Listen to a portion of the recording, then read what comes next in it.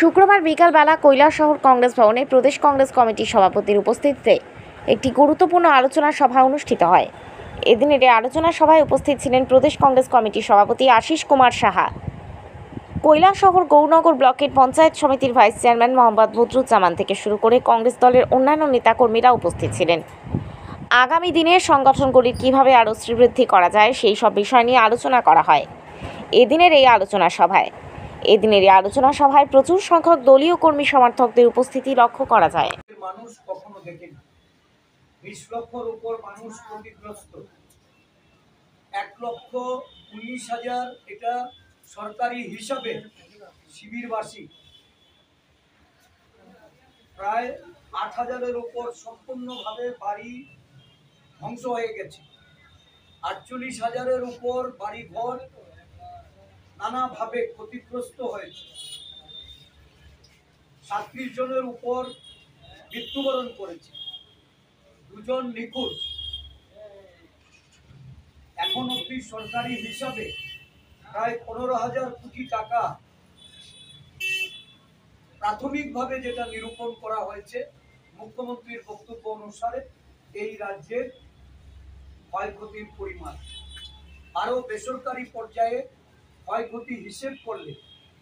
এবং সঠিকভাবে নিরূপণ করলে এটা দ্বিগুণ সংখ্যায় প্রায় 30,000 কোটি টাকা দিয়ে এই ক্ষতি এবং ডেপুটেশন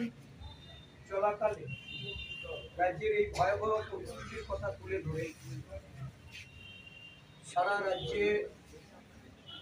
সাধারণ মানুষ থেকে শুরু করে নারী নিরাপত্তা, আইন শৃঙ্খলার উন্নতি এবং বিশেষ করে বিরোধী দলের নেতা কর্মীদের তাদের বাড়িঘর,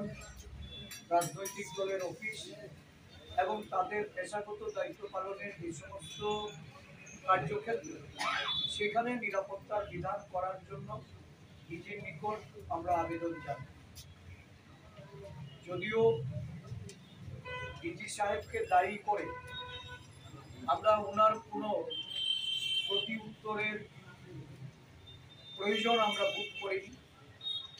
আমরা একটা সময়সীমা বেঁধে দিয়ে রাজ্যের আইন শৃঙ্খলার অবস্থার উন্নতির জন্য ওনাকে আমরা দায়িত্ব অর্পণ করি এবং সেটা যদি কোনোভাবেই রাজ্যের মানুষের সহায়ক না হয় পরবর্তী পর্যায়ে আরও ব্যাপক কোনো আন্দোলনের কথা আমরা পুলিশের মুখ্য নির্দেশককে জানিয়ে রেখেছি এবং এই ডেপুটেশন প্রদানের পর আমাদের জাতীয় রাজ্য নেতৃবৃন্দদের সঙ্গে আলোচনার ক্রমে আমরা রাজ্যের 23টি মহকুমায়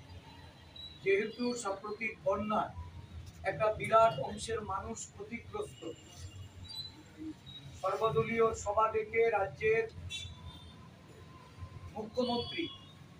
আমাদের কাছ থেকে উনি পরামর্শ চেয়েছিলেন এবং সেদিন প্রদেশ কংগ্রেসের পক্ষ থেকে আমরা প্রতিনিধিত্ব করে সর্বদলীয় সভায় আমাদের প্রস্তাব আমরা রেখেছিলাম। প্রথমত এত